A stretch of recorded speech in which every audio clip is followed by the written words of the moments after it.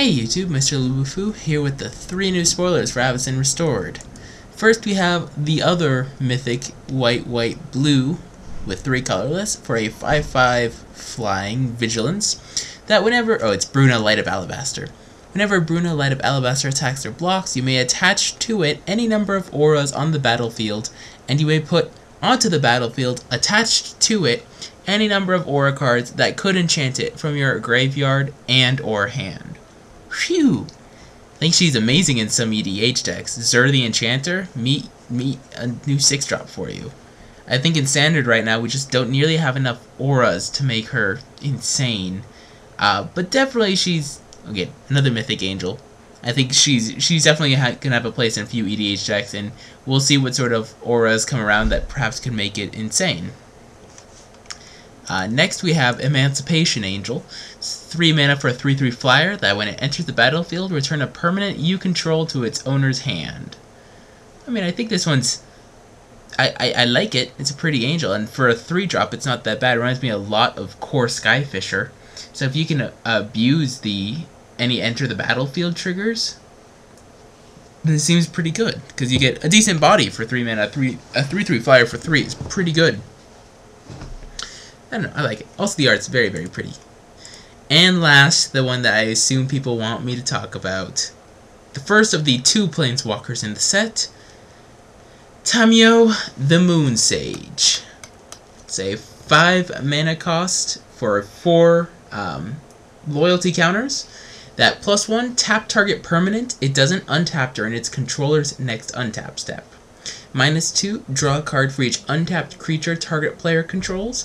And -8, you win the game. I mean, you get an emblem with you have no maximum hand size, and whenever a card is put into your graveyard from anywhere, you may return it to your hand. So, for example, with Lotus Petal, you get infinite mana. Stuff like that. I am very split on this card.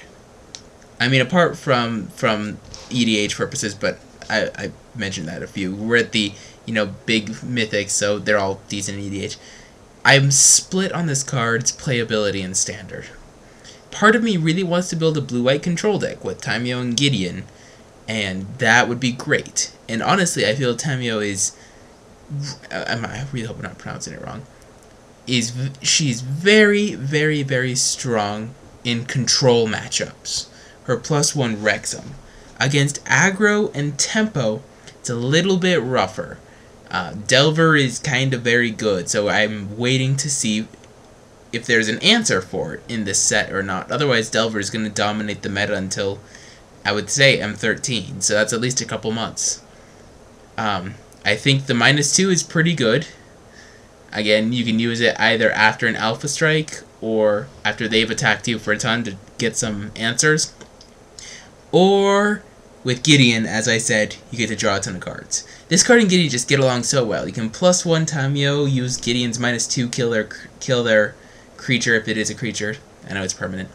You can make everything Alpha Strike Gideon, then draw a ton of cards. That's kind of why I want to build a blue-white, maybe black Super Friends deck with Sorin and stuff like that. I'm very torn, because I think that the Delver...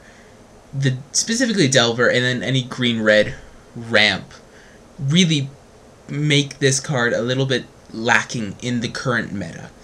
That's the only thing I want to say. I like it a lot. And I know I've been wrong with past Planeswalkers, specifically Liliana, but that's my opinion on this. Please feel free to leave comments down below. I know people are outspoken about these sort of things, and I'd love to hear you guys' opinion. Thank you guys for watching. Rate, comment, subscribe.